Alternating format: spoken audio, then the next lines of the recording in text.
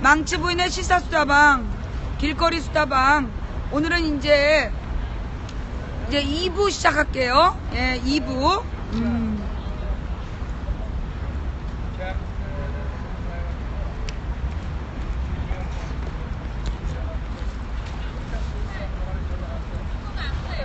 오바마도 대통령인데 생각하셔야 하지 않을까요? 뭘 생각해? 오바마가 대통령이니까 뭘 생각하라고? 내가 생각이 없어? 뭘 생각하라는 얘기야? 오바마가 대통령이니까 대통령한테 예의를 지키라고? 너 오바마 그 동영상 못 봤어? 그 오바마 동영상에 보면 어떤 애가 오바마한테 막 소리 지르잖아. 그러니까 경호원들이 데리고 나가려고 하니까 냅두라고, 그냥 냅두라고 얘기하잖아. 오바마 그런 사람이야. 너 오바마를 너무나 무시하는 것 같아. 오바마가 뭐 박근혜 같은 줄 알아? 이게 우리나라 사람들이 말이에요. 이게 대통령이 맨 이명박이나 박근혜 같은 애만 봐가지고 오바마도 무슨 박근혜 수준인 줄 아는 모양인데 오바마 그렇게 수준 낮은 사람 아니에요. 예, 그거 오해하지 마세요. 네. 이게 4대주의야? 지랄하네. 너네 오바마 내가 중국과의 외교관계를 신경 써야 된다 그러면 4대주의라고 그러고, 그러면서 니네들 미국에 대해서만 신경 써야 된다고 얘기하는 건 4대주의가 아니라 그러지. 근데 내가 지금 오바마를 칭찬하니까 4대주의로 보여 또? 박근혜는 진짜 객관적으로 무식한 거고 오바마는 객관적으로 잘하는 거고, 이건 4대의 문제가 아니야. 오바마 지지율 50몇 프로야. 박근혜 지지율 10% 안 되잖아. 인간적으로. 어디다 대고 4대주의야. 그리고 임마, 내가 4대주의면 어이 버락 오바마 나랑 얘기 좀 해. 그러겠냐? 뭐 프레지던트 써 뭐 이러면서 얘기를 하겠지? 뭐 프레지던트 버락 뭐라고 얘기를 하겠지. 영어를 못하니까 내가 오씨 아저씨, 거기 오씨 아저씨라고 내가 얘기를 하는 거야.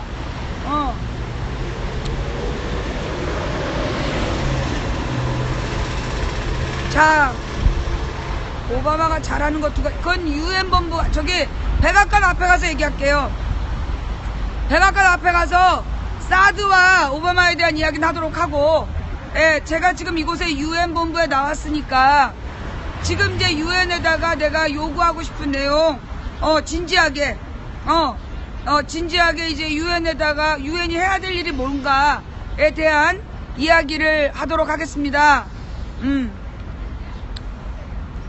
문재인 박근혜 정부가 박근혜 정부의 안보 무능이 사상 최대의 안보 위기를 만들었다라고, 예, 14선언 9주년 기념식에서 남북관계 회복 한 목소리.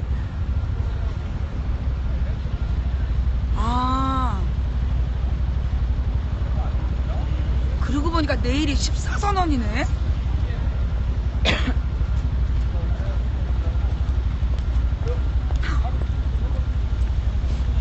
그러고 보니까 내일이 14선언이구나. 잘 왔네.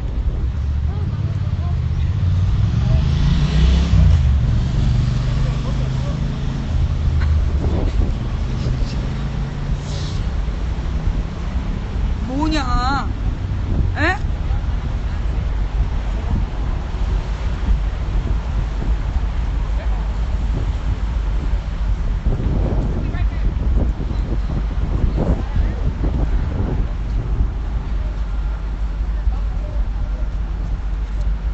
아니 근데 14선언이면 오늘 10월 3일 아니에요? 한국?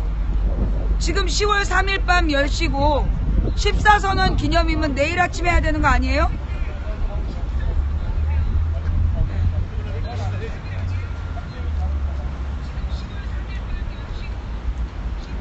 소리를 조금만 줄여주세요.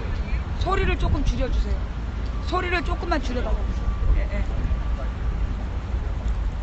오늘 기념식을 먼저 했어요? 내일이 14선언인데 오늘 먼저 기념식을 했군요. 그랬어요. 자, 그럼 14선언이 뭔가 설명을 또 해드릴게요. 무슨 얘기냐 하면, 김대중 대통령이 박정희 시절에도 모진 탄압을 당했어요. 그래서 박정희 시절에도 한번 사형 선고를 받은 적이 있고, 그리고 전두환 때 1980년에 그 5.18 항쟁이 일어나자 5.18 항쟁의 배후가 김대중이다. 그래서 김대중을 5.18 내란 음모죄를 일으켰다. 그래갖고 이제 사형 선고를 내립니다. 그 사형 선고를 받은 김대중이 감옥에 있을 때, 그때 당시의 교황이 요한 바오로 2세였어요. 이 요한 바오로 2세가 전두환한테 친필 편지를 써요. 친필 편지를 써서 김대중을 죽이지 말아달라. 김대중을 죽이지 말아달라고 계속 편지를 2번인가 3번인가 보내. 그래서 전두환이 조건을 달았어요. 교황이 그러면 조건으로 한국을 방문해달라. 그래서 여러분 그 유명한 요한 바오로 2세가 한국 공항에 내리자마자 우리 땅에 입 맞추는 사진이 있어요. 그게 전두환 때야. 그때 요한 바오로 2세가 김대중 대통령을 석방시켜주는 대가로 한국을 방문하고, 그래서 전두환을 예방하고, 그 예방하기 전에 공항에서 내리자마자 한국 땅에다가 입을 맞춘 거예요. 예. 그게 그 사진의 의미가 그런 일이 있었던 거야. 그래서 이제 김대중 대통령이 1982년에 그 남한에서 이제 석방돼가지고 쫓겨나죠. 그래서 망명을 해요. 그래서 망명을 해서 여기 뉴욕에 뉴욕 우리 교회의 교인들이 그 김대중 대통령을 간증을 하게 하면서 현해탄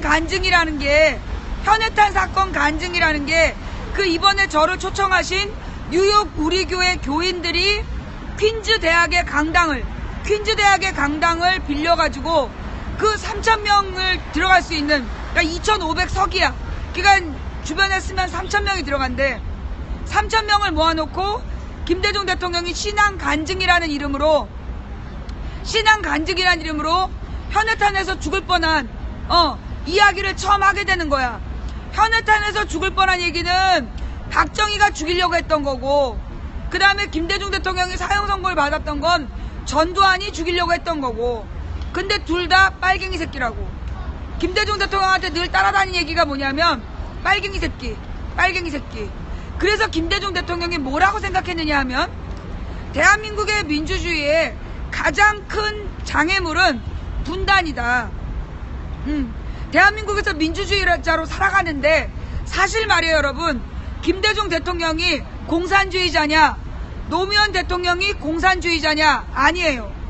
김대중 대통령이나 노무현 대통령은 자유주의 경제를 추구했어요. 그래서 김대중 대통령이나 노무현 대통령은 신자유주의자였어. 그렇기 때문에 그 김대중이나 노무현을 빨갱이라고 부르는 것 자체가 그게 성립이 안 된 얘기야. 그런데 언제나 김대중 노무현을 빨갱이라고 그들은 불렀어요. 왜냐? 빨갱이라고 불러야만 김대중이 정권을 잡는 걸 막기 때문에. 그런데 김영삼이 나라를 말아먹고 IMF 체제하에 들어서자 지네들이 감당이 안 되거든. 지네가 감당이 안 되니까 이인재가 출마하는 걸 막지 않았어요. 그래서 여권표를 분열시킨 거야. 그래서 김대중 대통령이 간신히 97년 대선에서 당선이 됩니다. 그래서 김대중 대통령이 일단 IMF를 극복하는 게 우선이었어요. 그래서 97년에 당선돼서 98, 99년 2년 만에 역사상 IMF 체제에 들어간 나라에서 가장 빨리 IMF 체제를 탈출한 게 김대중 대통령이에요. 이걸 우리가 어떻게 알게 됐냐 하면 IMF 총재가 자서전으로 썼어요. 김대중 대통령, 그러니까 전 세계에서 IMF 체제를 그렇게 빨리 탈출한 나라는 대한민국밖에 없다.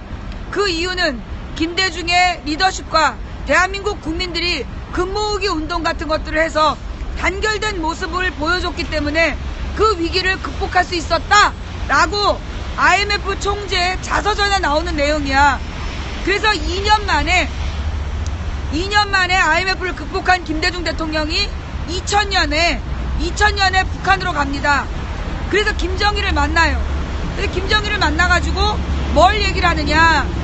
이전에 박정희가 약속했던, 박정희 이전에 이승만 때는 남북이 분단 체제였기 때문에 그 이승만이 북한하고 통일 노력을 전혀 안 했어요. 근데 박정희가 1972년에 북한의 김일성과 개별 접촉을 합니다. 그래서 김일성하고 약속을 받아내요. 그게 뭐냐면 7.4 남북 공동 성명이라는 거야. 그래서 김일성과 박정희가 서울과 평양에서 동시에 발표하는 게 뭐냐 하면 남과 북이 자주 평화, 민족 대단결의 원칙으로 남북의 평화적인 통일 노력을 시작한다. 그게 남북 남북 공동 선언이에요. 자, 그러니까 그때까지만 해도 북한은 국제사회의 공식적인 국가가 아니었어. 북괴라고 불리었고, 북한이, 왜냐하면 그때는 이제 남한과 북한이 둘 다 UN 가입이 안 돼 있었고, 그 다음에 이제 미국이 북한을 국가로 인정도 안 했고, 그 다음에 남한의 헌법에 남한의 영토는 한반도와 그 부속 도서로 한다. 그래서 북한 땅까지 남한의 영토임을 밝힌 거예요. 그러면서 남한의 영토인 이 한반도의 북쪽 지방을 김일성 괴뢰 도당이 나라를 차지하고 있는 지역이다. 그게 이승만 때 한반도를 바라보는 관점이었어. 근데 박정희 대통령이 72년에 7.4 남북 공동성명을 하면서 북한을 공식적인 국가로 인정하는 거예요. 그래서 그때부터 남한과 북한이란 개념이 생긴 거야. 그 다음에 전두환 때 북한하고 계속 협상을 해요. 그럼 무슨 문제가 왜 협상을 하느냐? 72년에 7.4 남북 공동성명이 발효되자 어떤 문제가 생겼냐? NLL 문제가 터지게 돼요. NLL이라는 게 뭐냐 하면 한국전쟁이 끝날 당시 1953년에 한국전쟁이 이제 휴전협정을 맺고 이제 끝나게 되는데 그때 이제 휴전선을 그었어. 육지에 휴전선을 그었는데 문제는 서해 바다에 그러니까 서해 5도 있잖아요. 연평도 대청도 이렇게 해서 5개 섬.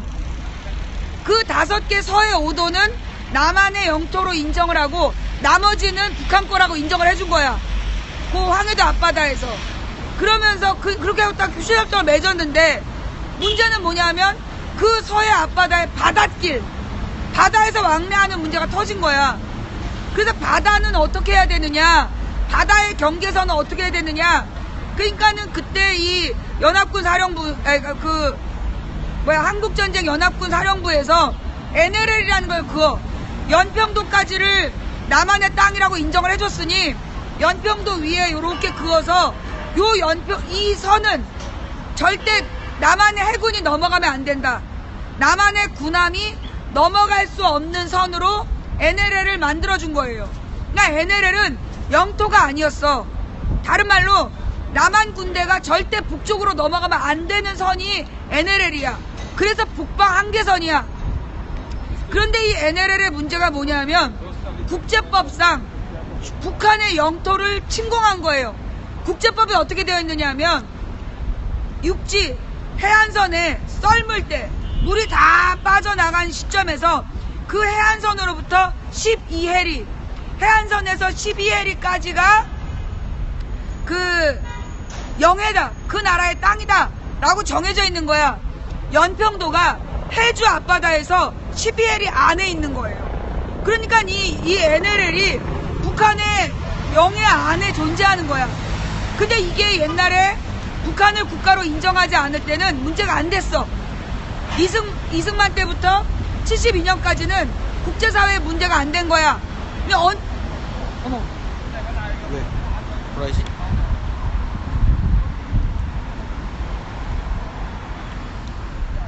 왜 배터리 없어? 배터리가 왜 안 되지? 있다. 그래서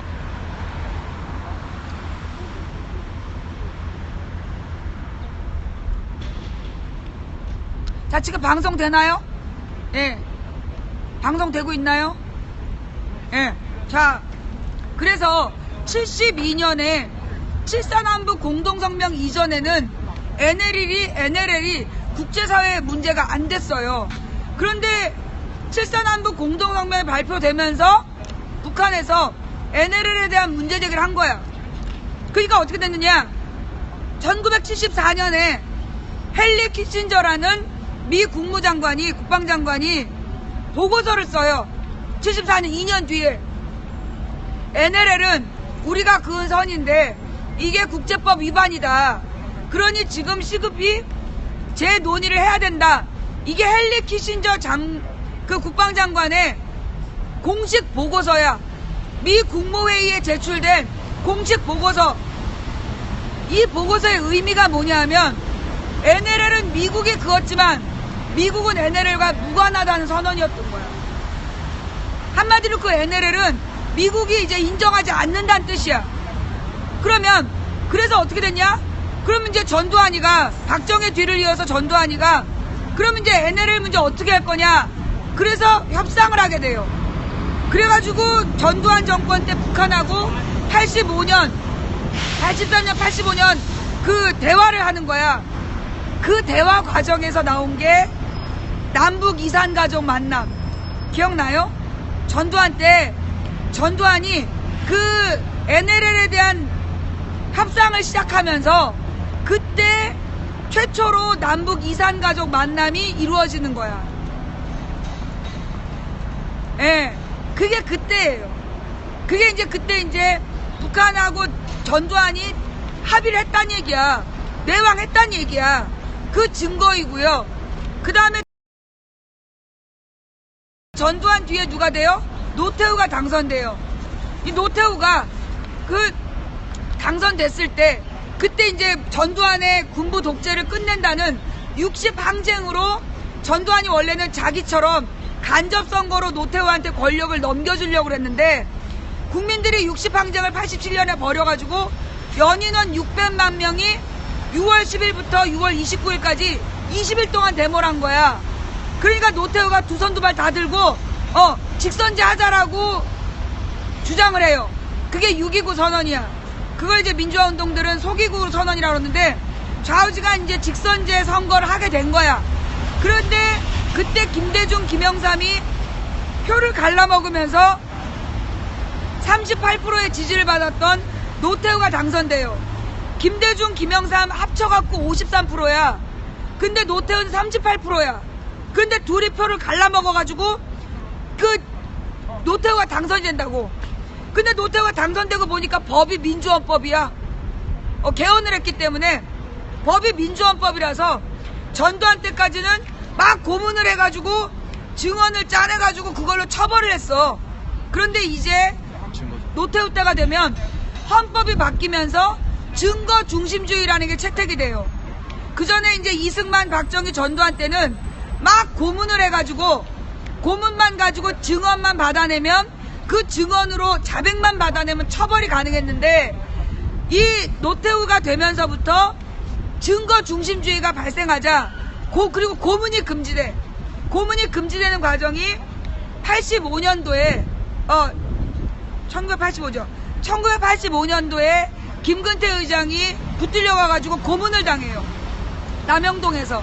그 남영동에서 고문을 당했는데 그 이전에 많은 사람이 고문을 당했어. 근데 고문을 당한 사람들이 너무나 극심한 고문을 당하면서 어떻게 됐냐? 정신 이상이 되는 거야. 정신 이상이 돼가지고 대부분 자기가 고문당했다는 이야기를 바깥에 말을 못하게 된 거야. 근데 김근태라는 사람은 자기가 고문을 당할 때 한 달 동안 고문을 당하는데 매번 물어본 거야. 이근환한테 오늘이 며칠이냐. 그래서 오늘의 날짜를 외우고 자기가 물고문 당했다, 전기고문 당했다를 외운 거야. 몇 시간 지금 정신이 들면 지금 몇 시냐 물어봐서 내가 몇 번 까무라쳤다. 그걸 외운 거야. 그 다음에 그 고문을 당하면서 발뒤꿈치가 다 까져. 그 칠성판이라는 고문대에서 막 몸부림을 치다가 발뒤꿈치가 다 까져가지고 피범벅이 된 게 딱지가 이제 앉은 거야. 근데 한 달 동안 계속 피범벅이 된 거지. 근데 이제 한 달이 지나서 감옥으로 옮겨지니까 딱지가 앉은 거야. 그 딱지를 이 김근태 의원이 그걸 뜯어가지고 그 딱지를 고스란히 물 묻은 휴지에다가 보관을 한 거야. 내가 고문당한 증거다. 근데 그 전에 한 달 동안 고문당한 김근태 의원이 그 이제 법정으로 끌려가는 상황, 그 법정으로 끌려갈 때 인재근이라는 이 아내가 갑자기 김근태라는 남편이 실종됐어. 이거 끌려갔다. 그래가지고 백방으로 수소문을 했는데 어디로 끌려갔는지 찾을 수가 없었다는 거야.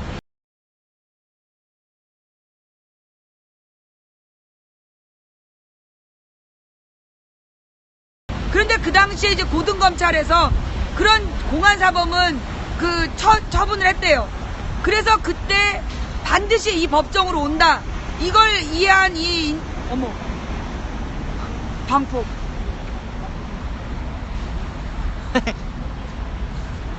버퍼 아니야? 버퍼가 일어날 이유가 없는데 이렇게 중요한 얘기를 하니까 버퍼. 뭔 냄새야? 됐다. 자, 다시 할게요. 그래서 그 1985년에 김근태 의원이 고문을 당하고, 그리고 그 고문된 내용을 인재근이라는 아내가 어느 법정을 지키고 있었던 거야.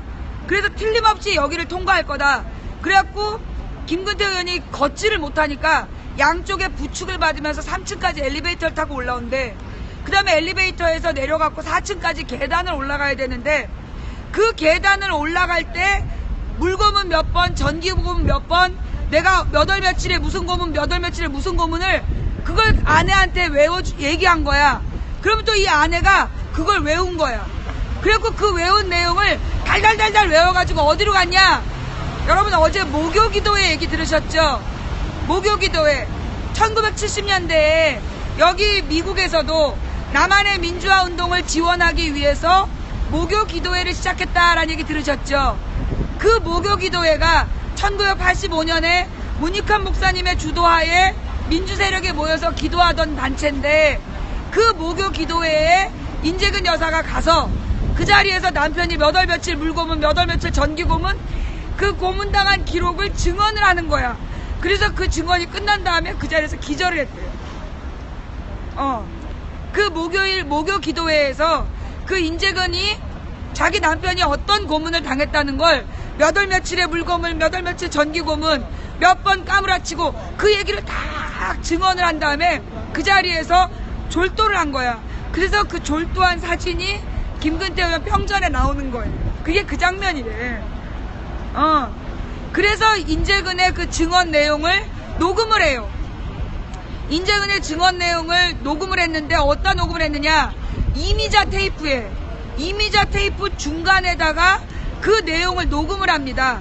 그래서 그 녹음한 내용을 미국에 있는 한국일보 기자가, 아까는 주미 한국일보 기자가 그걸 짐 속에 숨기고 가는 거야. 가서 미국 언론에서 터뜨린 거예요. 전두환이 김근태를 이렇게 고문했다. 그래서 그 고문 내용이 세계에 알려지게 되고, 로버트 케네디, 그 존 F 케네디의 동생 로버트 케네디 재단에서, 인권재단에서 그 김근태 고문 사건을 이슈한 거예요. 그래서 국제적인 언론에다가 막 알려주고, 그래서 김근태가 고문당했다라는 게 국제사회에 알려지게 돼요. 그 다음에 1986년에 권인숙이라는 한 여성 노동운동가가 또 그때도 문기동인가? 그런 경찰한테 성고문을 당해요. 근데 대부분의 성고문을 당했던 여성 노동자들이나 여성 운동권들이 미쳐버리거나 평생 수치심에 말을 못했는데, 이 여자는 내가 경찰에게 성적인 고문을 당했다라고 증언을 해요. 그 사람 지금 인권운동하는 교수예요. 그래갖고 그 부천경찰서 성고문 사건을 세상에 알리게 되는 거야. 그래서 85년 김근태 고문 사건, 86년도에 권인숙 고문 사건, 그래서 국민들이 분노한 상태에서 87년 1월에 박종철이 죽고 87년 6월에 이한열이 최루탄을 맞으면서 60항쟁이 벌어지게 되는 거예요. 그래서 87년 민주헌법에 고문을 금지하는 규정이 들어가게 되는 거야. 그렇게 해서 대한민국의 민주주의의 노태우가 대통령이 됐어요. 그러자 72년 박정희의 7.4남북 공동성명, 85년 전두환의 남북대화, 그리고 91년 노태우의 남북기본합의서, 여기에 남한의 총리가 북한의 총리랑 둘이 서명을 해요. 그 남북기본합의서에 뭔 내용이 나오느냐? NLL은 국제법 위반이므로 지금 당장 논의를 시작한다라는 규정이 들어가 남북기본합의서 부칙에 그 문구가 들어가 버렸어.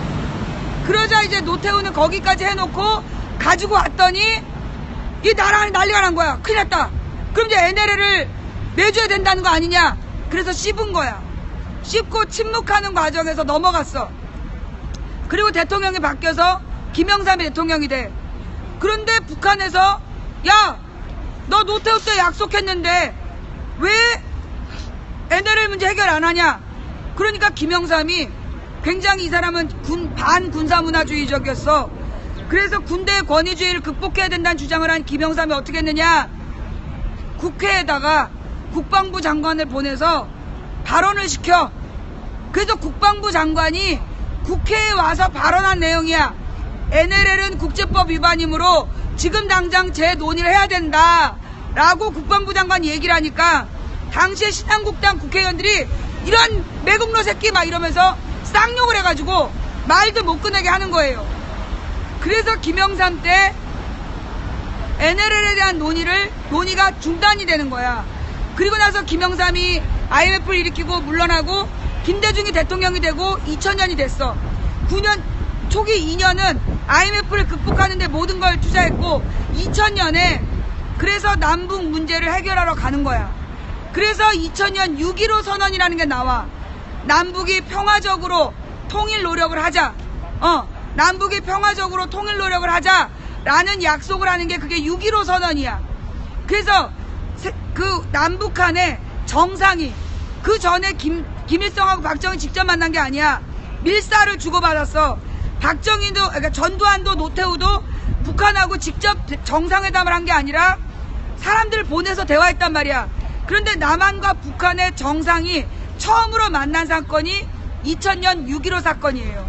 그래서 6.15 선언을 통해서 남북의 평화, 그러니까 비핵화, 남한의 그러니까 한반도의 핵무기를 없애고 평화 통일 노력을 시작하자라고 선언을 하고, 그래서 그때부터 김대중 대통령이 육자회담, 러시아, 중국, 그 다음에 북한, 그 다음에 미국, 일본, 한국 이렇게 6나라가 모여서 한반도 평화에 대한 회담을 하자. 그게 육자회담이야.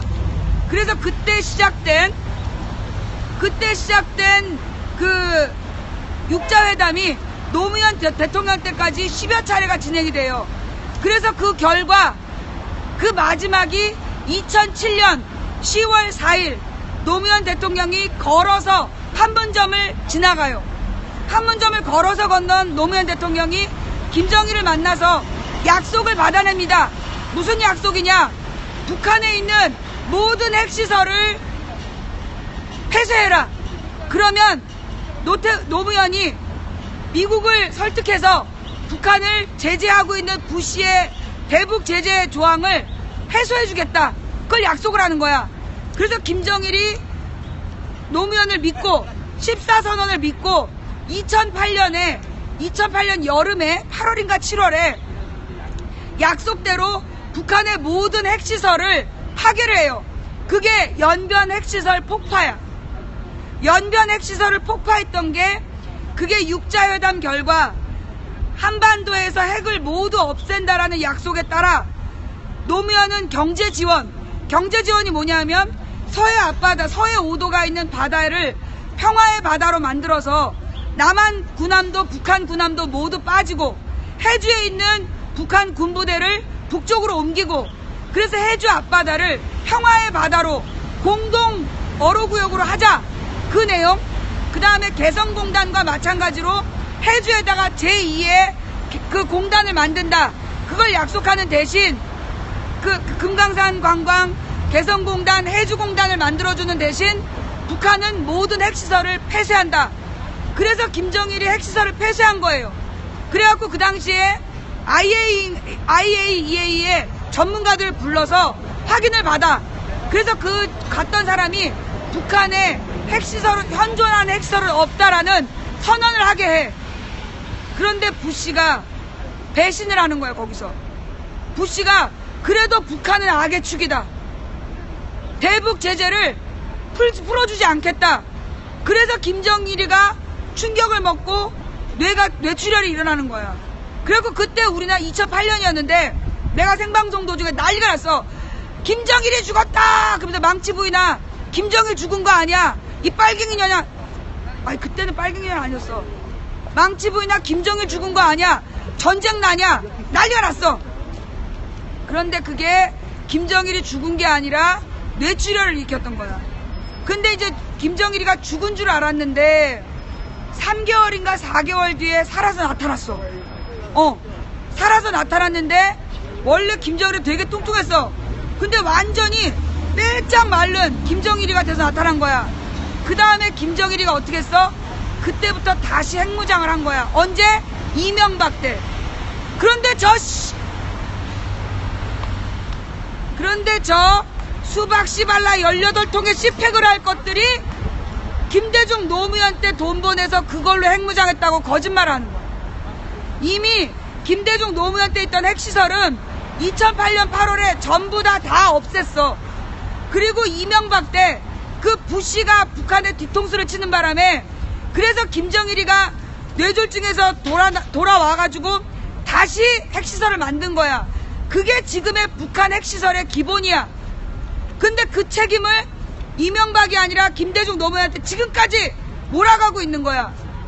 자, 14선언은 뭐가 핵심 내용이냐 하면 북한이 주장하는 고려 연방제와 노태우 정권 때 나왔던 한민족 공동체 통일 방안이 다르지 않음을 확인했다.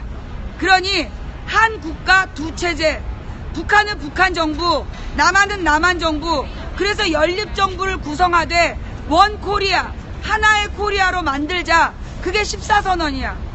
그래서 하나의 코리아에서, 그러니까 우리가 물건을 만들면 개성공단에서 만든 물건을 메이드 인 코리아라고 팔자 라고 얘기했던 거예요. 그게 14선언이야. 그래서 그 14선언이라는 건 남북의 분단 문제, 남북의 분단으로 인한 모든 전쟁의 위협을 사라지게 할 수 있는, 그리고 무엇보다 평화통일의 일정을 잡아요. 그래서 그 평화통일의 일정을 선언한 내용이야. 그런데 그 14선언을 이명박이 무효화시켜요. 예. 14선언을 이명박이 무효화시키는 바람에 이명박 때 금강산 관광이 중단되고 박근혜가 개성공단을 중단하고 그로 인해서 외국의 투자자들이 돈을 다 빼간 거야. 그래서 국민연금을 전부 다 그 대기업 주식값으로 몰아 넣어 놓은 거야. 그게 우리나라에서 있었던, 그게 우리나라에서 있었던 평화통일과 14선언에 대한 이야기예요. 중요한 건 노무현 대통령 때 외교부 장관이었던 반기문을 UN 사무총장을 만들기 위해서 대한민국은 많은 물질적인 노력을 시도했어요. 그 돈을 많이 내고 그리고 많은 나라를 설득해서 반기문을 UN 사무총장으로 노무현 대통령이 보낸 거야. 그 목적이 뭐겠어? 14선언을 지켜라. 그래서 남북의 분단 상황을 끝내라. 그리고 한반도 비핵화와 남북의 평화통일을 이룩해라. 그렇게 보낸 게 UN 사무총장 반기문이야. 그런데 지금 박근혜한테 싸바싸바 하면서 새마을운동 한다고 한반도의 전쟁 위기에 손 놓고 있었던 게 반기문이야. 그래서 내가 오늘 반기문을 만나러 왔더니 스위스로 도망을 갔다네. 그래서 내가 지금 반기문을 못 만나고 있네. 자, 내일이, 자, 이제 곧 잠시 후, 벌써 이제 오늘이 됐네요. 지금 한국 시간 12시 10분이죠. 자정을 넘어서 오늘 10월 4일이 되었습니다. 한국에 계신 시청자 여러분, 그 14선언이 그런 의미예요. 14선언이라는 게 그런 거였어요. 왜? 남한에서 그 독재 권력 박정희, 이승만, 전두환을 비판하면 빨갱이라고 몰려 죽었던 빨갱이라고 맞아 죽고 총 맞아 죽고 고문당해 죽고 사형당하고 그랬던 대한민국의 역사를 해결할 근본적인 해결책은 분단 상황을 끝내는 것이다. 그래서 우리가 유엔 사무총장까지 만든 거예요. 근데 유엔 사무총장이 아무것도 안 했어요. 남북 문제를 해결하기 위한 아무 노력도 안 하고 그렇게 시간이 흘러간 거예요. 그래서 오늘에 이른 겁니다. 여러분, 지금 반기문과 더불어서 아프리카 독재 국가에 새마을운동 지원이란 이름으로 돈을 쏟아붓고 있는 박근혜가 10월 1일 국군의 날 북한을 자극하고 북한을 협박하는 대통령 선언을 했다고 합니다. 그로 인해서 지금 대북 문제의 전문가들이 모두 나타나서 그러면 안 된다. 북한이 붕괴될 거라고 믿지 마라. 왜? 여러분 옛날에요. 김일성 때 사람들이 뭐라 그랬냐면 김일성이 죽으면 북한이 붕괴될 것이라 그랬대. 김일성이 죽었어. 김정일이 돼서 멀쩡하게 유지됐어. 그러자 뭐라 그랬냐? 김정일이 죽으면 북한은 끝난다. 왜냐하면 1970년대부터 김정일의 후계 체제를 김일성이 만들어 왔기 때문에 김정일은 안정적으로 정권 유지가 됐지만 김정일이 죽으면 북한은 무너진다. 근데 김정일이 죽었어. 북한은 무너지지 않았어. 그리고 북한을 제재를 하기 위해서 개성공단 금강산 관광을 없애면서 세계적으로 유엔 결의안을 만들어서 북한에게 따르라고 협박을 했어. 그게 뭐야? 대북 제재야. 북한이 도저히 살 수 없어서 그 남한과 미국과 일본이 요구하는 대로 할 것이다라고 한 짓이야. 그래서 북한이 한 짓이 뭐야? 핵실험, 핵미사일을 날마다 쏴대고, 미사일을 날마다 쏴대고 핵실험까지 해버린 거야. 그게 지금 김정은이야. 우리는 알아요. 김정은이 정상적인 사고를 할 수가 없다. 자, 그런데 말입니다.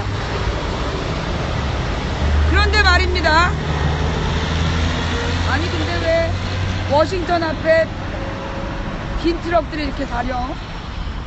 설마 저걸 불렀겠어? 네. 김정은이가 지금 남한을 불바다를 만든다, 물바다를 만들겠다 계속 협박을 하고 미사일을 막 쏴대고 핵실험을 했는데 그 박근혜가 김정일이 미쳤다 그랬어요. 김정일이 제정신이 아닌 것 같다. 정신이 이상하다. 그런데 국제 전문가 중에 누가 그랬지? 미국의 그러니까 국제적으로 대북 문제 전문가가 뭐라 그랬냐면 김정은이는 지극히 이성적인 활동을 하고 있다. 김정은이는 지금 지극히 이성적으로 활동하고 있다. 왜 그렇게 생각을 했느냐 하면 지금 김정은이는 완전히 고립되어 있고 자기가 가진 자원으로 최대한 자기를 보호할 수 있는 유일한 무기는 뭐냐? 핵무기를 만드는 거다. 그래서 북한이 핵무기를 만든 건 결국 국제사회가 북한을 제재하고 그 다음에 한미일 연합군이 북한을 계속해서 압박하고 그러니까 그 위기에 몰린 북한이 계속해서 저런 미친 짓거리를 미쳐 보이는 짓거리를 하는 거다. 그게 정확한 외교 노선이 있어요. 크레이지 무슨 전법. 약간 미친 척 하는 거. 그거 뭔지 전문 용어 좀 찾아봐봐. 관련 기사 좀 올려주세요. 그러니까 지금 북한은 국제사회의 고립으로 인해서 자기 나라가 붕괴될 것 같은 위기가 있으니까 그걸 견디기 위해서 끊임없이 북핵 문제를 일으킨다는 거야. 그러니까 미국의 북핵 문제 전문가들이 지금 북핵 문제를 해결하려면 더 이상 북한을 압박하면 안 된다. 지금 필요한 것은 북한과 미국이 대화하는 것이다. 그것도 직접 대화하는 것이다. 그리고 핵 동결이라는 게 무슨 얘기냐. 자, 이게 전문 용어인데요. 비핵화라는 말이 있고 핵 동결이라는 말이 있어. 그게 무슨 말이냐. 비핵화는 김대중 노무현 때 남북 간에 합의한 내용이야. 남한과 북한에 어떤 핵무기도 만들지 않는다. 그게 비핵화예요. 근데 비핵화로 가려고 그랬는데 북한이 핵무기를 갖고 있어. 그러면 핵 동결이란 말은 뭐냐. 더 이상의 핵실험을 중단한다. 더 이상의 미사일 실험을 중단한다라는 약속. 그게 핵 동결이야. 요즘 나오는 핵 동결이라는 말의 뜻이 비핵화는 어렵다. 이미 북한이 핵무기를 가졌으니 더 이상의 핵실험 더 이상의 미사일 실험을 하지 않는다는 조건으로 뭘 한다? 북한에 대한 제재를 풀어주고 한미일 연합 군사훈련을 유보하고, 유보는 뭐냐? 혹시 북한이 또 사고를 칠 때 대비해서 일단 연기한다는 거야. 옛날에 김영삼 때도요. 그래서 팀스피리트 훈련을 중단한 적이 있어요. 그렇게 한미연합 군사훈련을 그 협상 카드로 제시하고, 그리고 장기적으로 미국과 북한 사이에 직접적인 그 대화를 통해서 불가침 조약, 평화 조약을 맺어야 된다. 이게 미국의 대북 문제 전문가들의 주장입니다. 자, 이렇게 해서 오늘 그 UN, 이게 지금 UN 본부예요, 여러분. 여러분, 제가 지금 배경이 망치 부인이 지금 괜히 배경 사진 놓고 하는 게 아니에요. 자, 여러분 지금 보여드릴게요. 예. 아까 한 바퀴 돌렸어. 네. 자, 여기 지금 배경 사진 아닙니다. 자, 우리 시청자 여러분 손 한번 흔들어 주세요. 네. 반갑습니다. 지금 예, 감사합니다. 반갑습니다. 예. 자, 이렇게 미국의 시청자 여러분들이 나와 계시고요. 뉴욕, 뉴저지에 여러분 지금 이게 보이는 게 이 건물이 UN 본부예요. 예. 그리고 지금 저 옆에 보이는 이게 그 앞에 만국기가 달려있는 UN의 상징 건물, UN 정문 앞. 예. 뭔 말인지 알겠죠? 망치 부인 지금 이곳에서 예, 2시간 15분 동안 길거리 생방송을 진행한 거예요.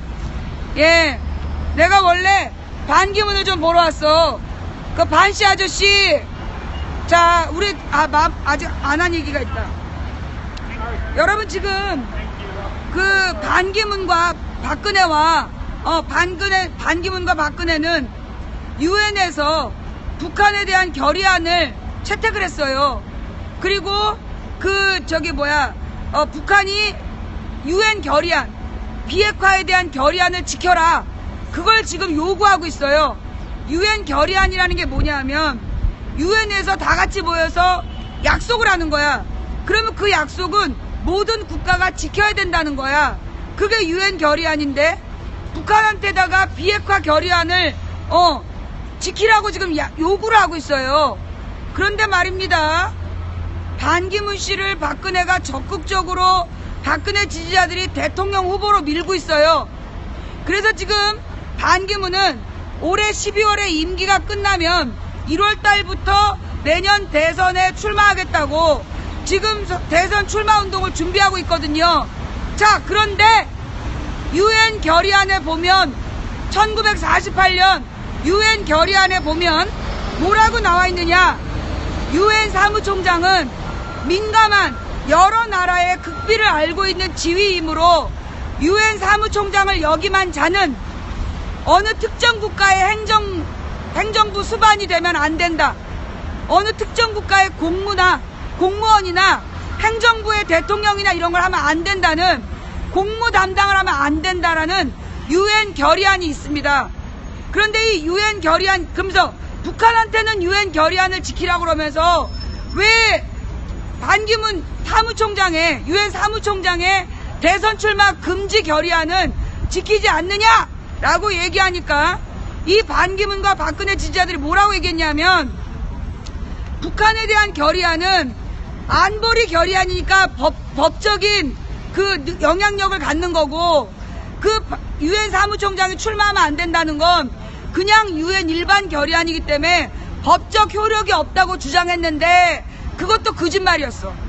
국제법상 UN의 대다수가 참여해서 UN의 그 이제 투표 당시에 다수가 동의해서, 절대 다수가 동의한 결의안은 법적 효력을 갖는다는 게 UN에 관한 국제법이래요. UN 사무총장이 어떤 나라의 행정부로도 출마하지 않는다라는 결의안은 당시 48년도에 40몇 개의 참가국이, 그 40몇 개의 참가국 중에서 두 나라가 빼고 40몇 개가 다 동의한 결의안이기 때문에 법적인 효력을 가진다. 그래서 이제까지 UN 사무총장 중에 그 어느 나라의 행정부 대표를 맡은 사람이 딱 2명인데 한 사람은 유엔 사무총장 그만두고 9년 만에 명예직을 맡았고 또 한 사람은 유엔 사무총장 끝나고 4년 만에 총리를 맡은 거야. 그러면 왜 4년이냐? 그 4년이 유엔 사무총장 임기래요. 그래서 다음 유엔 사무총장의 임기 때까지는 출마하지 않는 게 유엔의 관례였다는 거야. 그런데 지금 박근혜가 반기문을 밀고 그 반기문이 12월에 임기가 끝났는데 1월 달에 대선 출마한다는 거야. 나는 박근혜가 지금 그 반기문을 밀면서 그럼 박근혜하고 반기문은 무슨 관계냐? 뉴스 검색해서 올려주세요. 원래 유엔 사무총장은요 판공비가 없답니다. 우리나라 말로 판공비. 한마디로 카드가 없는 거야. 사람들한테 밥 사줄 카드가 없대요. 그래서 유엔 사무총장이 사람들한테 밥을 사지 않는데요. 예. 왜냐하면 이 사람의 연봉만 있고 판공비가 없기 때문에 유엔 사무총장은 밥 살 돈이 없대. 그래서 무슨 리셉션이라든가 이런 것들을 유엔 사무총장이 주재하지 않는답니다. 그런데 반기문은 지난 3년 동안 굉장히 많은 파티를 했답니다. 리셉션을 하고. 그 돈이 어디서 왔을까? 라는 의혹이 제기된 기사가 있었습니다. 그리고 반기문이 박근혜랑 둘이 그 지난번에 무슨 국제회의를 했는데 유엔 총회를 했어. 유엔 총회를 하면 사실 유엔 사무총장이 제일 바쁠 때야. 모든 국가의 정상들을 만나야 되는 게 유엔 총회야. 근데 아무도 반기문을 안 만나준 거야. 그리고 아무도 박근혜를 안 만나준 거야. 그래서 박근혜하고 반기문이 7번을 만났대. 7번을 만나갖고 뭐 했냐면 새마을운동. 그래서 아프리카의 독재국가에 새마을운동이란 이름으로 돈을 지원해 주는 거야. 그러면서 박정희에 대한 우상화. 박정희 우상화하는 조건으로 아프리카의 독재국가에 새마을운동이란 이름으로 돈 지원하는 그거를 막 발표하고 그러면서 유엔 총회 공식 행사로 새마을운동을 모든 나라가 막 인정한 것처럼 했는데 알고 보니까 그게 그냥 둘이 만나 얘기한 거야. 유엔 차원에서 유엔의 무슨 특별위원회 활동으로 새마을운동이 있는 것처럼 얘기했는데 알고 보니까 그게 아니래. 그냥 둘이 아무도 안 놀아주는 박근혜. 박근혜는 지금 G20 회의에 갔는데 박근혜하고 푸틴 빼고 나머지 18개가 지네들끼리 단체 사진 찍었어. 근데 이게 처음이 아니야. 그 전에도 무슨 국제 정상들 모였는데 그때도 푸틴하고 박근혜 화장실 간 사이에 야 찍어 그래갖고 그때도 지네들끼리 사진 찍었어. 그래서 박근혜가 지금 국제 정상들이랑 같이 단체 사진 찍는데 빠진 게 3번이래. 국제 왕따야. 문제는 뭐냐? 반기문도 왕따야. 아무도 안 만나줘. 왜냐? 지금 저 유엔을 운영하는 자금을 전체 유엔에 여러분 생각해봐요. 이 건물 유지비가 얼마나 많이 들겠어요. 그죠?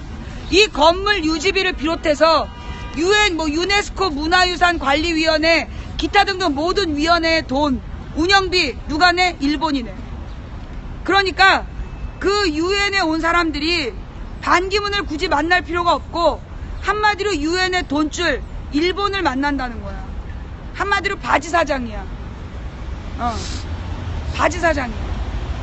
그런 반기문을 대통령으로 밀고 있는 박근혜 지지자들은 너희들은 북한에다가 유엔 결의안을 지키라고 얘기할 자격이 없어.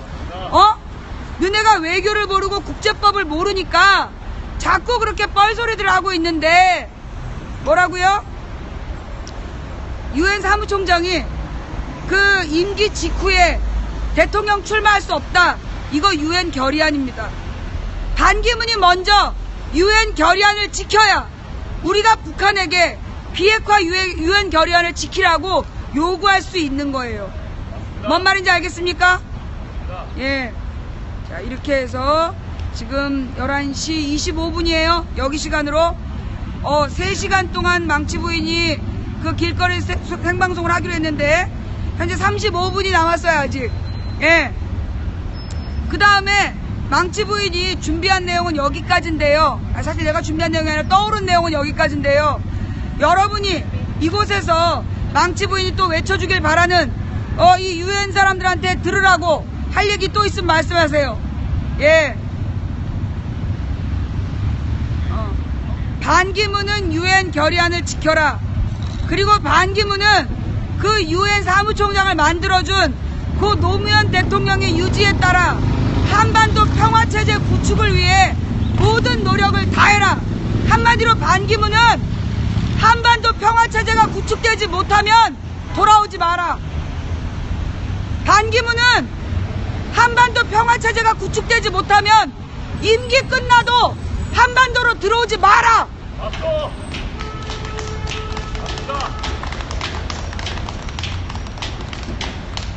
그 다음 뭐라 그러나 우리나라 대통령을 뽑기 위한 조건이 있어요. 우리나라의 대통령 자격에는요 딱 두 가지가 있어요. 대통령이 될 수 있는 자격은 딱 두 개야. 첫째, 45세 이상인가? 연령 제한이 있어요. 45세 이상이어야 한다. 둘째, 5년 이상 국내 거주해야 된다. 그러면 5년 이상 국내 거주를 해야 된다 라는 조건에 반기문은 걸리는 거야. 그러자 반기문 지지자들이 뭐라고 주장을 하느냐 하면, 뭐라고 주장하느냐, 반기문의 유엔 사무총장은 이게 공무이므로 그 5년 이상 국내 거주는 공무 담당으로 외교관으로 나와 있는 사람에게는 해당되지 않는다는 거야. 그러면 유엔 사무총장이 대한민국 외교관이야? 유엔 사무총장이 대한민국 공무원이야? 우리나라가 월급 줘? 어디서 이런 개소리야. 반기문은 개인 자격으로 나와 있는 거예요. 어느 한 나라에서 한 사람을 유엔 사무총장으로, 미국 공무원, 프랑스 공무원을 여기 사무총장으로 보내는 게 아니야. 지금 반기문은 공무 담임이 아니야. 개인적인 활동이라고. 어디서 공무 담임은 5년 제한에 해당되지 않는다. 그런데요, 이걸 이명박이 바꿨더만. 이명박 때, 지금으로부터 5년 전에 이명박 시절에 원래 우리나라에 그 조건이 있었는데요. 이명박이 박근혜가 꼴보기 싫어가지고 박근혜를 대통령에서 끌어내리려고 뭘 했느냐 하면 그 반기문 5년 제한 규정을 없애버렸다는 거야. 그래서 그걸 뭐 헌법재판소에 물어봤대나? 그래가지고 반기문이 출마할 수 있도록 이명박이 조건을 바꾼 거야. 그래서 이 반기문이가 지금 대통령 출마하겠다라고 지금 설치고 있는 거예요. 그때 이명박의 마음은 박근혜 대신 반기문, 박근혜 대신 반기문으로 바꾼 거야. 예, 그게 이명박 박근혜의 뻘짓거리 중에 대표적인 뻘짓이 아니겠느냐. 기가 막히죠. 예. 그러면서 지금 이명박이가 다음 대통령은 자기 손으로 만들겠다. 나와봐. 너 이리 와봐. 너 이리 와. 내 손에, 내 눈에 띄면 뒤지는 줄 알아? 너는 지금 킹메이커를 할 때가 아니라 감옥 메이커를 해야 될 때야. 죄수 번호를 받아야 된다고. 지금 4대강 사업으로 날려먹은 수십조. 그걸 우리가 왜 세금으로 갚아야 되냐고. 지금 수공, 이 수도공사에서 지금 이 4대강 사업으로요, 수십조의 빚을 남겼어요. 그 빚을 우리가 왜 갚아야 되냐고. 너 이명박 네가 갚아야지. 맞아.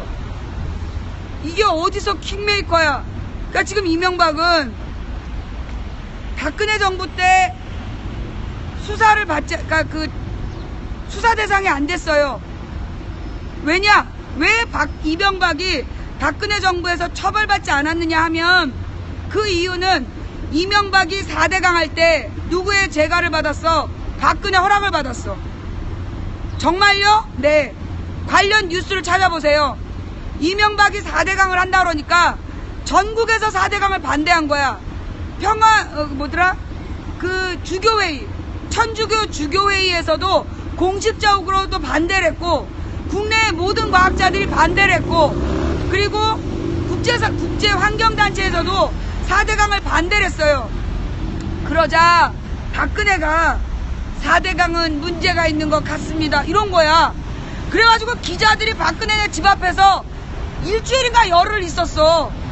열흘 만인가 일주일 만에 나와가지고 밥 먹으러 가겠습니다. 그럼 박근혜가 이제 이명박이랑 밥을 먹어. 돌아오더니 문제가 해결됐습니다. 그러고 들어왔어. 그래서 허락받고 한 게 4대강이야. 이명박의 모든 범죄는요, 박근혜가 먼저 태클 한번 걸고 이명박이랑 밥 한번 먹고 뭔가 받아갖고 들어가면서 해결이 됐습니다. 그리고 들어가면 이명박이 저지른 거야. 한마디로 이명박의 모든 범죄는 박근혜가 공범이야. 맞습니다. 그래서 수사를 못한 거예요. 예. 이명박을 박근혜 정부에서 수사하지 못한 이유가 뭐냐면 이명박의 모든 범죄는 박근혜가 공범이야. 박근혜 허락을 받아서 했어. 왜? 당시 박근혜가 한나라당 당대표였기 때문에 박근혜 허락 없이 이명박이 추진할 수가 없었던 거야. 그래서 둘이 공범이기 때문에 처벌을 안 받은 거예요. 그런데 다음에 정권이 바뀌면 이명박 입장이 곤란하겠죠. 그래서 지가 지금 킹메이커를 하겠다고 돌아다니고 있는 거예요. 기가 막히는 상황이죠. 예.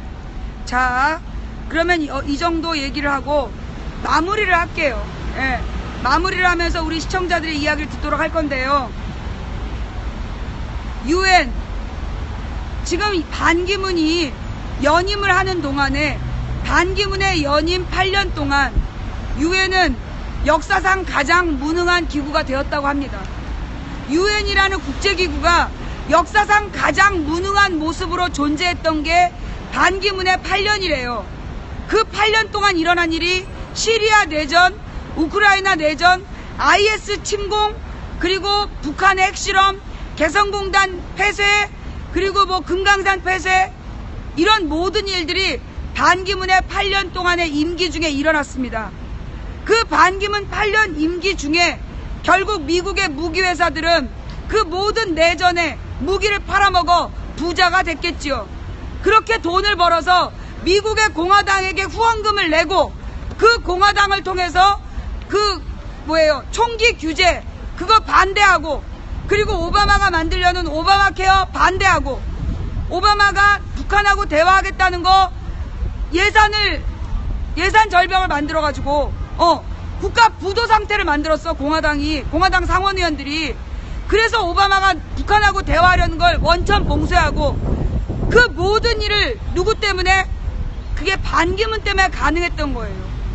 반기문이 지난 8년 동안 전 세계의 모든 내전을 막았더라면, 평화유지군을 보내서 어떤 나라에서도 더 이상의 내전이 일어나지 않도록 정치를 했더라면 미국의 무기회사는 돈을 벌 수 없었고, 그 돈으로 공화당을 후원할 수 없었고, 그 돈으로 공화당 상원의원들이 오바마를 압박할 수 없었단 얘기고, 그러면 오바마는 북한과 대화를 했을 것이고, 그러면 한반도는 오늘 밤 전쟁의 공포 없이 평화로운 밤을 보낼 수 있었다는 이야기입니다.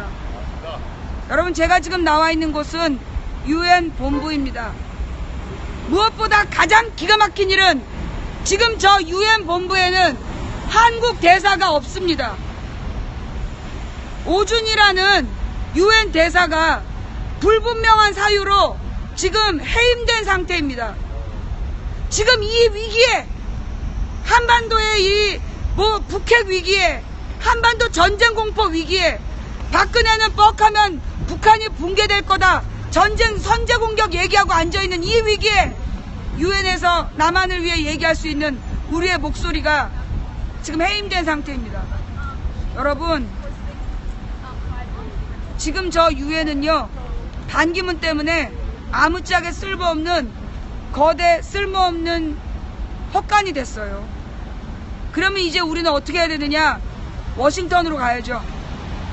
그 백악관에 가서 오씨 아저씨를 만나서, 반씨 아저씨 토꼈으니까 백악관에 가서 오씨 아저씨를 만나서 우리 좀 찬찬히 얘기를 해보자. 지금 오바마 인기도가요 50%래요. 지지도가. 그 힐러리나 저 트럼프 지지율보다 오바마 지지율이 압도적이래요. 그 오바마에게 마지막으로 부탁을 좀 해보자. 그래서 내일 지나서 모레 워싱턴으로 출발합니다. 그래서 목요일 아침 9시부터 백악관 앞에서 망치 부인의 길거리 수다방이 시작될 예정입니다. 워싱턴에 계신 시청자 여러분, 금요일이 아니고 목요일이에요. 금요일이 아니라 목요일로 일정이 바뀌었으니까 목요일 오전 9시 백악관 앞으로 오시면 망치 부인의 길거리 수다방에 동참하실 수 있습니다.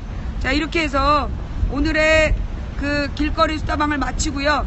혹시 우리 시청자 여러분, 지금 뉴욕에 계신 시청자 여러분 중에 그 한국에 계신 그 우리 동포들에게 꼭 전하고 싶은 말씀이 있다, 이런 분 계십니까? 예, 이쪽으로 오시죠. 예. 이 카메라 뒤에. 카메라 뒤에서 네. 여기가 마이크예요. 네. 예. 예, 목소리를 내주세요. 예. 반갑습니다, 시청자 여러분. 네, 저 이렇게 항상 종료에 맞지 않는 우리 저 망치 부인께서 뉴욕 위조제에 오셨다는 소식을 접하고 이렇게 만일 다 제쳐놓고 이렇게 우리 망 부인을 영접하러 나왔습니다. 예, 저는 오늘 이 자리에서 한마디 외치고 싶은 것이 있습니다. 야만의 시대, 그 무자비한 국가 폭력 속에서 우리는 얼마나 절망했고, 그리고 그 살을 에이는 고통 속에서 머무르쳤습니까? 이승만, 박정희, 전두환으로 이어지는 매국노 군사 독재 정권의 말입니다. 이제 겨우 그 기나긴 암흑의 터널을 빠져나온다 싶었더니 이제 다시 이명박근혜의 등장이라니요. 우리는 그 야만의 시대에서 국민의 알 권리를 무시당하고 우리가 바보가 되어야만 목숨을 부지할 수 있는 그런 정권 속에서 또 국민을 개돼지 취급하는, 소돼지 취급하는 그들에게 우린 또한 얼마나 착취를 당했습니까? 이제 그 기나긴 터널 속에서 겨우 빠져난다 싶었더니 다시금 신야만의 시대가 도래하는 겁니까? 이명박, 박근혜, 그들 누구입니까? 그 괴물들은 어디서 어떤 자연분을 먹고 자란 괴물들입니까? 짧게. 예. 46명의 우리 천안함 침몰 때 46명의 젊은 장병들이 물속으로 가라앉았습니다. 그리고 304명의 그 꽃다운 청춘과 생명들이 그 차갑고 어두운 깊은 바닷속으로 빨려들어갔습니다. 그럴 때 박근혜 어디서 도대체 10시간 동안을 어디서 무엇을 하고 있었습니까? 박근혜 그리고 김유진에게 경고한다. 대통령의 24시간은 사생활이 아니다. 어디서 대통령의 10시간이 사생활이라고 뻥을 치고 있는 것인가? 밝혀라. 국민에게 소상하게 그 목숨들이 그 차디찬 바닷속으로 빠져나가는 동안 무엇을 하고 있었는지 그 10시간을 소상하게 밝히고, 그리고 지금 우리 힘없고 나약한, 힘없고 가난한 우리 국민들은, 그리고 노동자 농민들 지금 피 끓는 이런 절기 속에 있다. 경제적 착취 이제 그만 멈추고 또 억울한 죽음 더 이상 없어야 되겠다. 박근혜 그리고 그 정권 이제 그만 그런 폭력을 좀 멈춰다오. 이 뉴욕에 있는 브루슬리가 정말 애끓는 심정으로 호소한다. 이상입니다. 네, 감사합니다. 수고하셨습니다. 예. 자, 그다음 우리 시청자 여러분, 거기 계시면 제가 그쪽으로 갈까요? 네. 뭐 움직이지 않고 앉아 계시기 때문에 제가 그쪽으로 이동하도록 하겠습니다. 여기가 뭐예요? 여기가 보니까 랄프 존슨 번치가 뭐 했다는 거예요? 피스 폼 원. 예. 여기가 뭔가 되게 중요한 무슨 탑인 것 같은데. 예.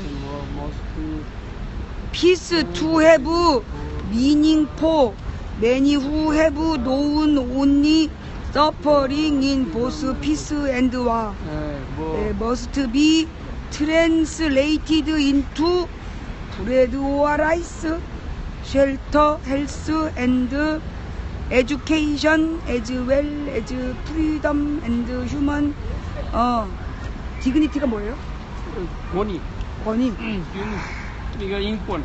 인권이 휴먼 디그니티, 고견 인권. 네. 그러니까 평화 때나 그 전쟁 때나 이렇게 고통당한 사람들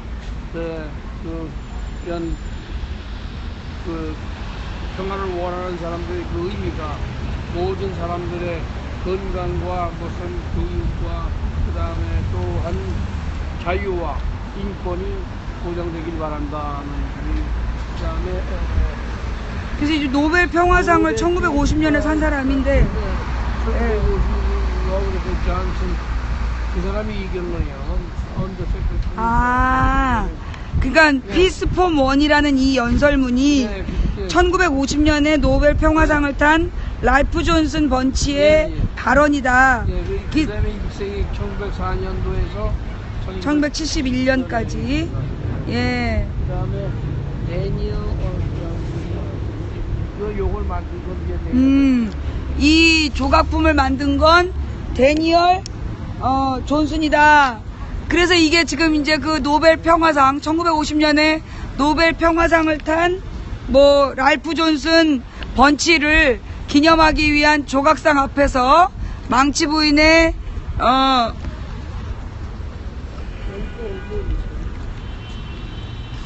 UN 본부 앞 길거리 생방송을 진행했습니다. 예.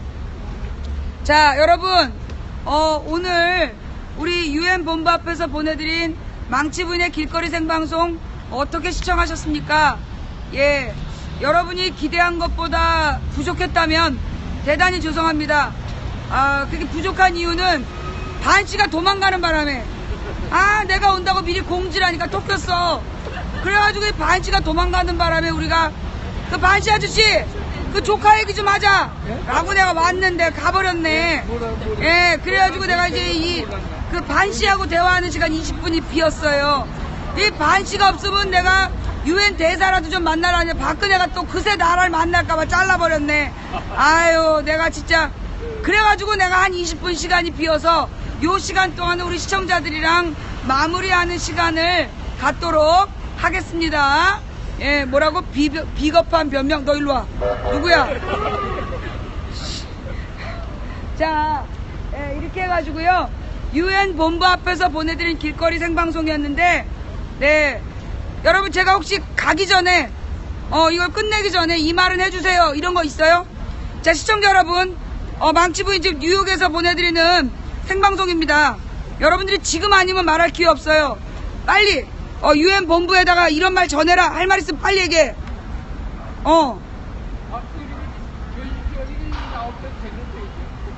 네, 뭐라고요? 아니, 반기문이가 지금 시간이 됐으니까. 반기문이가 스위스로 도망갔대요. 아이고, 참, 얍삽하게, 진짜. 위안부 문제. 예. 죄송합니다. 처음부터 다시 하겠습니다. 햇빛 때문에.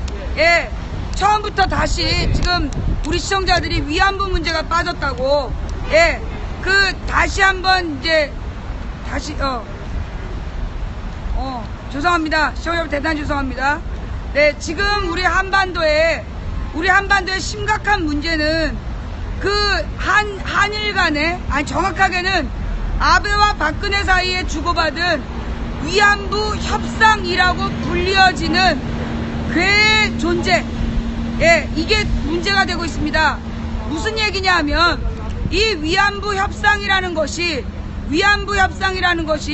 어떤 문서로 된 조약도 아니고 그 다음에 우리나라에는 어떤 법이 있느냐 하면 그 조약이라면 국가와 국가가 서로 약속하는 걸 조약이라고 합니다. 그러면 이 모든 조약은요 반드시 국회에 비준 동의를 얻게 되어 있어요.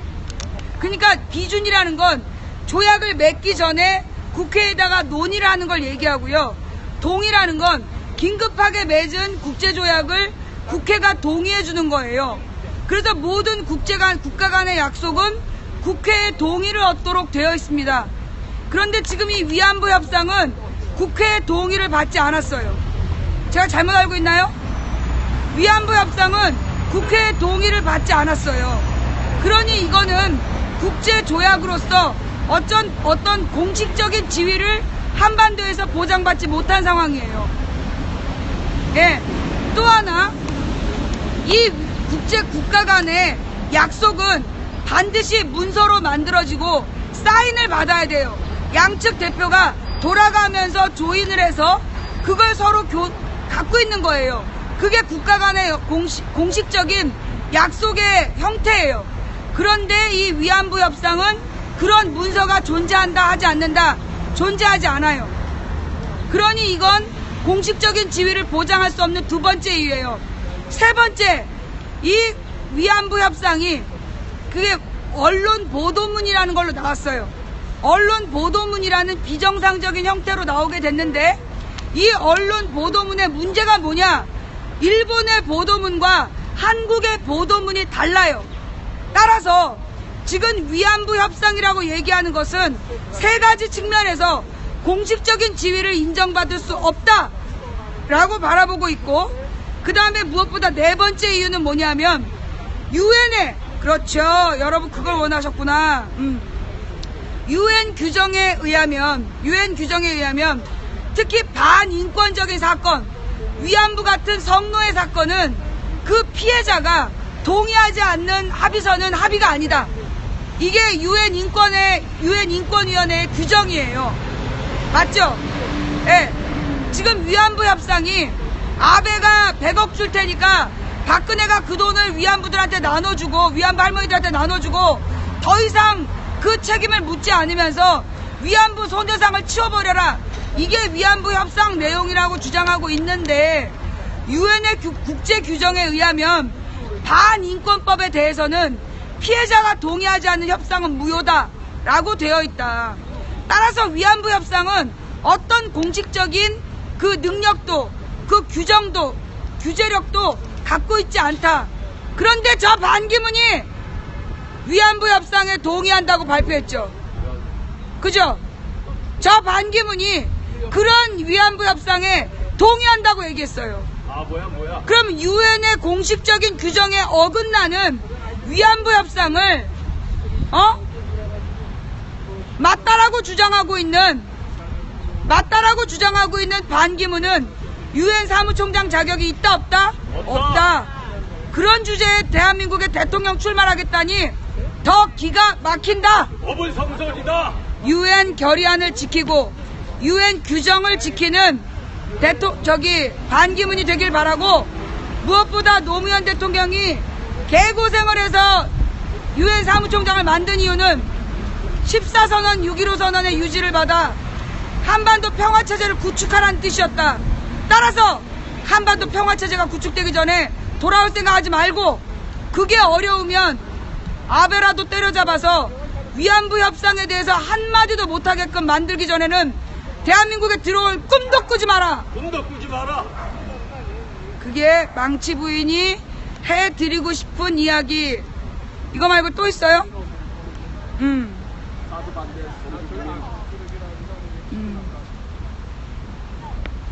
자, 네.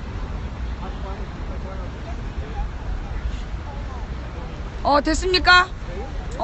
또, 위안부로 이익 받는 곳. 그 다음에 말이에요. 지금 박근혜 정부가 그 위안부 할머니들의 주장에 의하면 이제까지 어떤 대통령도 우리를 괴롭힌 사람이 없었다. 예. 이제까지 어떤 정권도 우리를 건드린 사람이 없었다. 그런데 지금 박근혜가 우리를 너무 괴롭히고 있다라고 얘기했습니다. 지금 유엔은 세계의 인권을 지키기 위해서 존재하는 단체입니다. 박근혜가 더 이상 위안부 할머니들을 괴롭히지 못하도록 유엔 차원에서 박근혜 좀 잡아가달라. 잡아가지 못하겠으면 더 이상 위안부를 괴롭히지 못하도록 강제해달라. 불.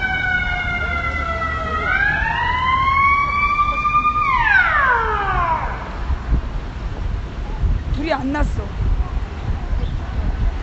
반기문이 반기문이가 지금 소방서에다가 신고했는 모양이네. 맞는 것 같아. 어?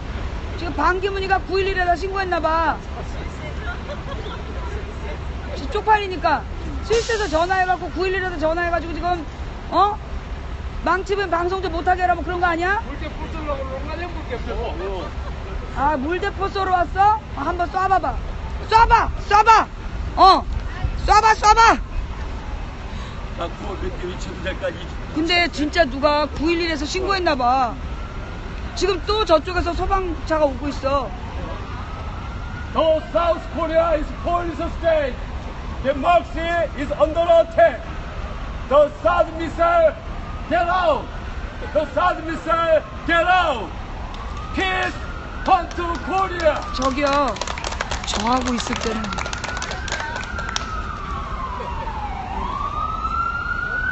피켓을 들면 안 되기 때문에, 예. 저거 봐, 지금,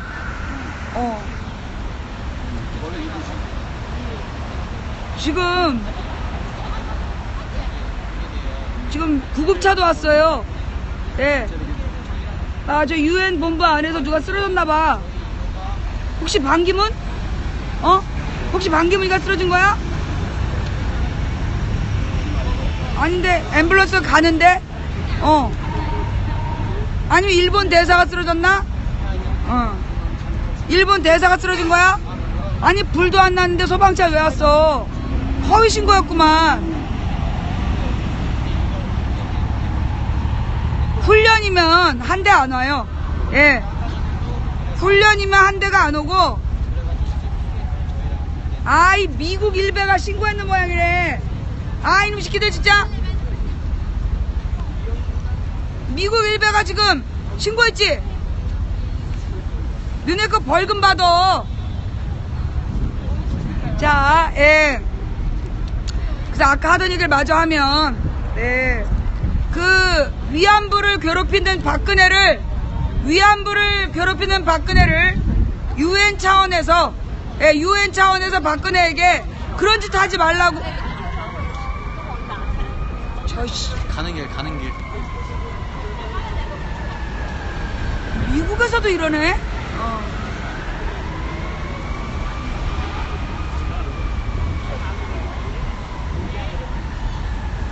네. 자, 그래서요, 이 위안부 할머니들, 반인권적인 국제 범죄 피해자인 위안부 할머니들에게 돈 받고 물러나라, 돈 받고 입 다물고 있어라, 라고 요구하는 박근혜의 위안부 재단은 가짜다. 그리고 박근혜 위안부 재단에 100억 꽂아줬으니 소녀상을 옮겨라라고 얘기하는 아베는 꺼져라. 예. 이게 오늘 망치 부인이 이곳 UN 본부에서 마지막으로 드린 말씀이고요. 또 있어요? 여기 온 김에 또 할 얘기 다 해. 내가 또 언제 여기 오겠어? 내가 UN 본부 앞에는 오늘 말고 안 올 거야. 오늘 빨리 할 얘기 다 하세요. 예. 아베랑 박근혜랑 손잡고 꺼지라고 얘기하라고요. 예. 동반 꺼져라. 됐죠? 박근혜와 아베는 동반 꺼져라. 예, 반기문 실망했어. 스위스로 가고 말이야. 진지하게 조카 얘기 좀 하자니까. 됐죠? 죄송합니다. 이렇게 또 웃기게 마무리할 수 있는 상황이 아니네요. 현재 우리 남한의 백남기 농민, 네, 백남기 농민 문제는 왜 안 다루느냐? 자, 지금 그 남한의 경찰이, 한국의 경찰이 그 백남기라는 한 농민, 그 백남기라는 농민의 죄가 뭐냐 하면 박근혜 대통령의 대선 공약, 쌀값을 현실화하겠다. 이게 무슨 얘기냐면요. 우리나라의 원래 쌀값이 시장 경제대로 운영이 된다면 지금 대한민국에 쌀 농사를 짓는 분들은 대기업 못지않은 부유한 소득을 얻을 수 있었을 거예요. 그런데 우리나라의 쌀 농사를 짓는 분들이 지금 이렇게 가난하게 살고 있는 이유는 누구 때문이냐? 박근혜 아버지 때문이에요. 1960년대, 70년대에 한국이 산업화되면서 많은 농촌의 인구들을 도시의 값싼 노동력으로 끌고 갑니다. 그래서 값싼 노동력을 유지하기 위해서는 그 당시 국제 규정이 생활비를 기준으로 임금을 주게 되어 있었어요. 그래서 임금을 낮추기 위한 조건으로 쌀값을 통제하게 됩니다. 그게 정부미예요. 그래서 쌀을 전량 수매해서 그 정부에서 농수산물 유통 그 시스템을 만들고, 그래서 소비자에게 불리한 농산물 유통 구조로 농민들을 몰락하게 하는 거예요. 왜? 그래야 농민이 도시의 값싼 노동력으로 빨려가니까. 그게 박정희의 농업정책이고, 그걸 전두환이 이어서 지금도 우리나라의 많은 도매 농업자들이, 그러니까 도매 시장이 농민들의 농산물을 밭대기로, 밭에서 그냥 밭에 사는 거야. 헐값에 몇백 원, 몇천 원에 사가지고 몇만 원에 팔아먹는. 그래서 중간에 이익 90%가 유통구조가 먹는 잘못된 시작을 한 게 박정희 때부터예요. 박정희 전두환 때 그 짓을 시작을 해서 지금까지도 그 구조가 유지되고 있다. 그 과정에서 김영삼이 우루과이 라운드 당시에 1990년대 초반에 쌀 수입을 약속을 해버렸어요. 그래서 미국산 쌀이 수입되기 시작했고, 그 쌀을 이명박 때, 아니 박근혜 때인가? 원래는 이제 미국에서 쌀이 수입되면 그 쌀은 산업용으로만 쓰게 되어 있었어요. 가령 뭐 과자를 만든다든가 쌀가루를 만든다든가 해서 만들어 파는 공산품의 재료로만 사용할 수 있었어요. 그런데 박근혜 정부에서 뭐 했냐면 밥 먹는 쌀, 예, 그 이명박 때부터 논의돼가지고 박근혜 때까지 한마디로 그냥 일반 슈퍼에 밥 먹는 식용쌀로 공급될 수 있도록 그 규제를 풀어버린 거예요. 이명박 박근혜가 끊임없이 규제를 완화하는 과정에서 결국 쌀이 쌀 시장이 완전 개방이 되게 된 거죠. 그렇게 되자 문제는 뭐냐면 우리 대한민국의 국민들의 문제가 20년 전의 임금이 지금도 똑같이 유지되는 거예요. 물가는 400%로 올랐는데 임금은 20년 전이랑 똑같아요. 그러면 어떻게 되는 거야? 국민들의 삶은 그만큼 핍박해진 거죠. 예. 그런데 더 기가 막힌 사실이 뭐냐? 쌀값은 내려갔대요. 쌀값은 지난 다른 물건이 20년 동안 400%로 올릴 때 쌀값은 20년 전보다 더 가격이 떨어졌답니다. 그래서 그 농민들이 대대적으로 이명박 때 대대적으로 농민들이 시위를 했어요. 그러니까 노무현 때부터도 계속했던 시위가 쌀값을 현실화해달라는 요구였어요. 그런데 박근혜가 그 쌀값을 현실화하겠다라고 공약을 한 거예요. 그런데 박근혜가 3년 동안 그 공약을 지키지 않은 거예요. 그래서 2015년 11월 백남기 농민이 쌀값을 현실화해라, 박근혜가 쌀값에 대한 공약을 지켜라라고 얘기하면서 민중대회에 나온 거예요. 그 백남기 농민에게 물대포를 쏴서 뇌사 상태에 만들고, 뇌사 상태에 빠진 백남기 농민이 317일 동안 중환자실에서 일어나지 못하다가 사망을 했는데, 그 사망한 백남기 농민의 죽음의 원인을 병사다라고 주장하면서, 여러분 CSI라는 미국 드라마 보셨죠? 그 미국 드라마에 보면 뭐가 나오냐면 이 사람이 어떤 과정을 거쳐서 죽었다라는 걸 보고서로 남깁니다. 즉 백남기 농민의 사망 진단서는 물대포로 인한 뇌출혈, 그 뇌출혈을 원인으로 한 뭐 폐혈증이라든가 신부전증이라든가 이렇게 적혀야 되는 거예요. 전 과정이 나와야 되는 거야.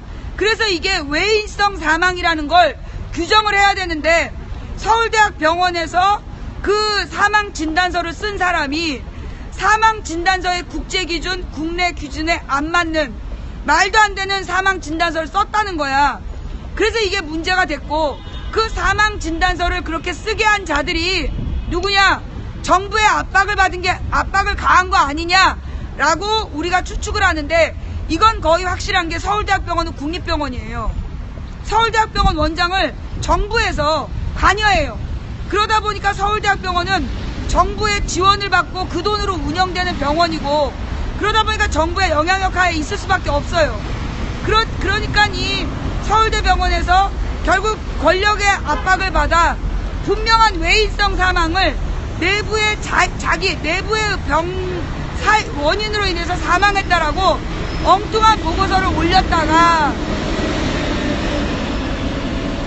서울대 학생들이 102명이 자기 이름을 적었어요. 이게 왜 중요한 사건이냐면, 요즘에 대학생들이 자기 실명으로 선언을 하면 그 학생들에 대해서는 뭐가 깎여?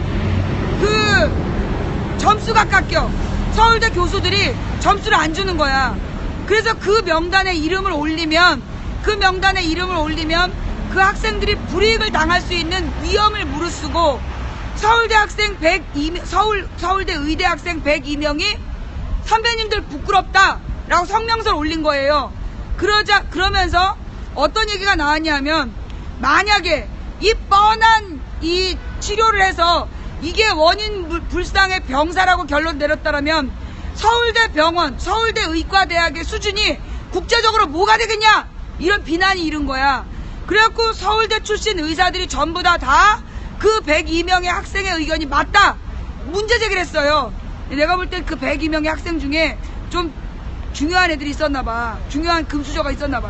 좌우지간 그래서 난리가 난 거야. 그래서 결론은 서울대 병원에서 백남기 농민의 사망진단서는 잘못되었다. 사망진단서 규정을 어겼다라는 사실을 인정했어요. 그러나 그렇지만 병사다 라고 지금 주장을 하고 있는 상황이다. 그런데 이 백남기 농민의 죽음에 대해서는 이미 UN 인권위원회에서 백남기 농민의 사망에 대해서 심각하게 문제 제기를 하고, 그에 따라서 책임자를 처벌해라 라고 지금 요구한 상태이다. 그런데 반기문은 뭐라 그랬어요?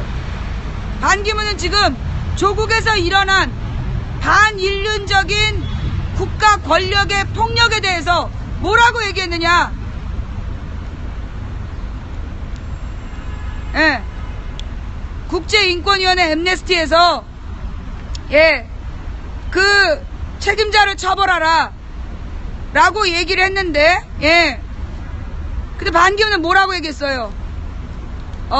엠네스티 백남기 사망 책임자 법의 심판을 받아야 된다. 박근혜 정권을 강도 높게 질타했다. 한국의 국격이 더욱더 곤두박질 치고 있다.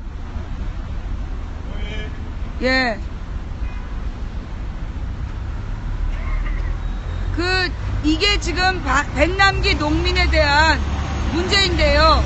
아직까지도 대한민국에서는 그 물대포를 쏜 경찰도, 그 물대포를 쏘라고 지시한 그 상부도, 그 상부를 임명한 자도 아무도 처벌하지 않은 게 지금 백남기 농민 사망 사건입니다. 그래서 지금 백남기 농민의 유족들은 그 확실한 국가의 사과와 책임자 처벌을 요구하면서 지금 장례식을 안 치른 거 아니에요? 그죠? 지금 장례식을 치르지 않았죠? 그럼 모르겠어요?